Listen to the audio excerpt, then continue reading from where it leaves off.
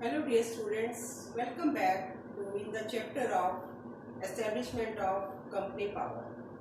In the last video you have studied about the war of Buxar and war with Mysore kings.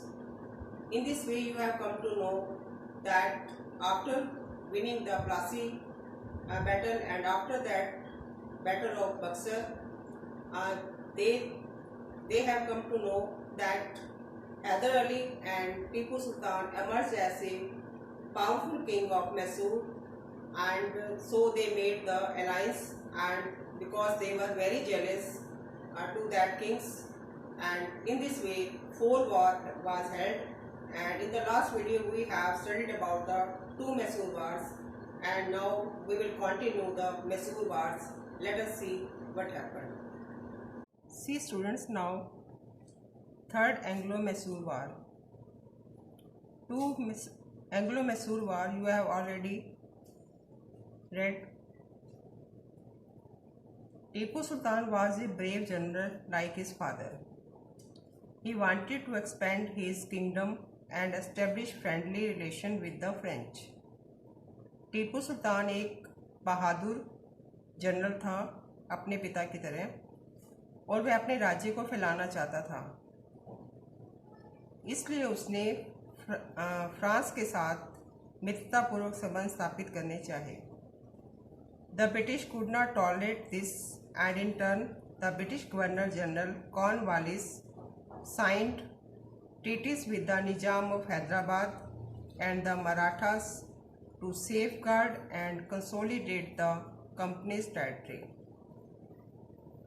इस बात को British सहन नहीं कर सके और बदले में उन्होंने ब्रिटिश गवर्नर जनरल कॉर्नवालिस ने हैदराबाद के निजाम के साथ मिलकर संधि की और मराठास को सुरक्षा देने और कंपनी की क्षेत्रों में मजबूत करने का वायदा लिया। Tipu Sultan attack the state of Travancore.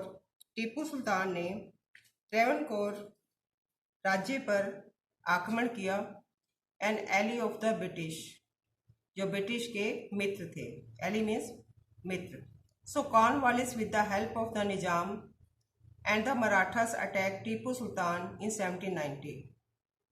इस प्रकार कॉर्नवालिस ने निजाम और मराठास की हेल्प से टीपू सुल्तान पर 1790 में आक्रमण कर दिया। Tipu Sultan did not get any aid from France due to outbreak of the French Revolution. Tipu Sultan को फ्रांस से कोई सहायता नहीं मिली क्योंकि उस समय फ्रांस की क्रांति चल रही थी। He was defeated and forced to sign the Treaty of Srirangpatnam in 1792. इस प्रकार वो हार गया और उसे श्रीरंगपट्टनम में 1792 में संधि पर हस्ताक्षर करने पड़े। According to this treaty, Tipu Sultan lost a huge part of his territory, which was divided among the British, the Marathas, and the Nizam of Hyderabad. इस संधि के अनुसार टीपू सुल्तान को अपने क्षेत्र का बहुत बड़ा भाग खोना पड़ा और वह ब्रिटिश, मराठा और हैदराबाद के निजाम के बीच में बांट दिया गया। Besides, Tipu Sultan had to pay war indemnity and surrender his two sons as hostages. और इसके साथ साथ टीपू सुल्तान को युद्ध का जो नुकसान हुआ था वो भी भरना पड़ा। इंडेमनिटी होता है लॉस, एंड सरेंडर और आत्मसमर्पण करना पड़ा हिज टू सन्स, अपने दो बेटों को ऐसे होस्टेज। इस प्रकार आपने देखा कि टीपू सुल्तान जो कि एक बहादुर योद्धा था, उसने हिम्मत नहीं हारी और वह मराठों का जनरल कॉर्नवालिस के साथ, हैदराबाद निजाम के साथ उसने वह लड़ा। उसने त्रावणकोर पर आक्रमण किया और उसे ये आशा थी कि फ्रांस उसकी हेल्प करेगा, लेकिन उसी समय फ्रांस की क्रांति छिड़ने से उसे कोई हेल्प नहीं मिली और वह हार गया और उसे श्रीरंगपट्टनम की संधि पर हस्ताक्षर करने पड़े और इस संधि के अनुसार उसे बहुत सा अपना क्षेत्र खोना पड़ा और जो ब्रिटिश मराठों और हैदराबाद के निज़ाम के पास चला गया। इसके साथ ही उसे युद्ध की पूरा हानि का पूरा जो पैसा था वो भी देना पड़ा और अपने बेटों को आत्मसमर्पण करना पड़ा। नेक्स्ट है आपका fourth Anglo Mysore war. In spite of his defeat, हार जाने के बाद भी, in the third Anglo Mysore war, Tipu Sultan did not give up hope, उसने आशा नहीं छोड़ी। He again raised a strong army with the help of the French. फ्रांसियों के साथ उसने मिलकर फिर एक बड़ी सेना तैयार की। Lord Wellesley and then governor general of India force Tipu Sultan to accept the subsidy alliance. Lord Wellesley ने, जो कि गवर्नर जनरल इंडिया का था उस समय, उसने टीपू सुल्तान को मजबूर किया कि वो सब्सिडी अलायंस को एक्सेप्ट करे। सब्सिडी अलायंस होता है सहायक संधि।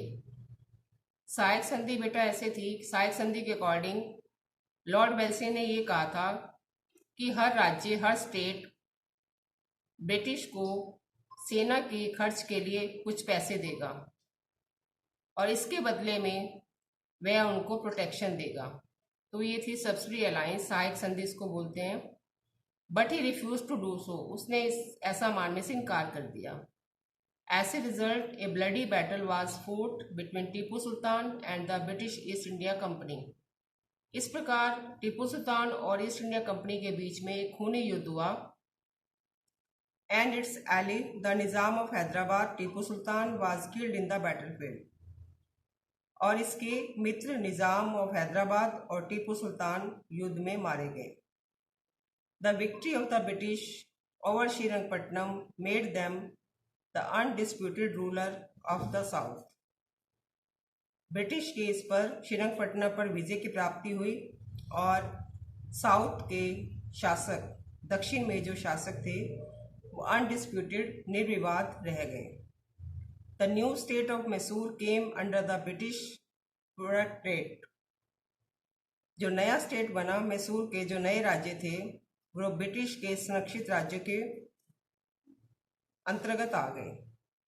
A boy of old Hindu royal dynasty was made the ruler of Mysore.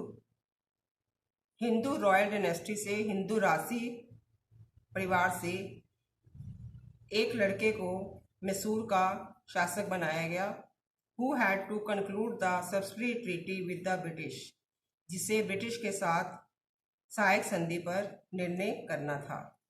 तो इस प्रकार आपने देखा तीसरे और चौथे एंग्लो मैसूर वार में टीपू सुल्तान ने पूरा मुकाबला किया, लेकिन अंत में वह युद्ध में मारा गया और उसने सहायक संधि पर सिग्नेचर करने से मना कर दिया और अंत में वो मारा गया और मैसूर का राज्य एक हिंदू रॉयल डायनेस्टी के बॉय को, लड़के को दे दिया गया और उससे ब्रिटिश के साथ सहायक संधि पर लेकर चलना पड़ा।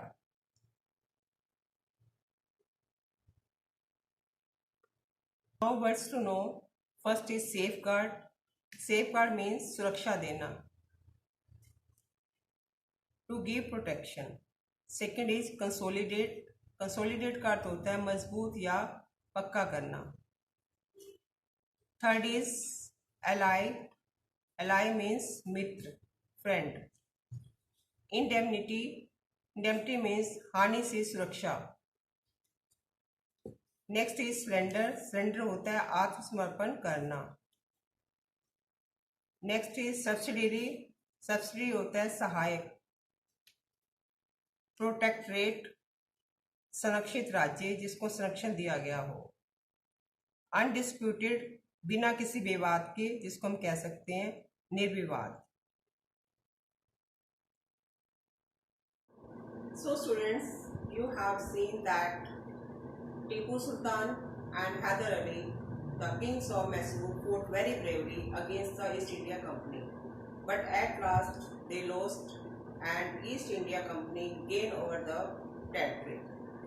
So after that we will do study about the Marathas war Till then, goodbye. Thank you.